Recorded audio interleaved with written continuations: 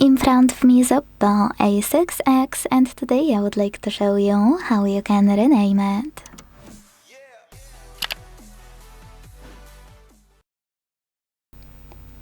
Begin by opening Settings and scrolling all the way down right away. This way you can access About Device section. Click on it. Tap on device name on the left and type in whatever you want to. Like Sunny.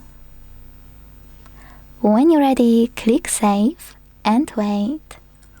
As you can see, after a few seconds, name of my OPPO has changed. It will also change your Bluetooth name. You can check over here. Thanks so much for watching. If you enjoyed this video, don't forget to leave a like, comment and subscribe.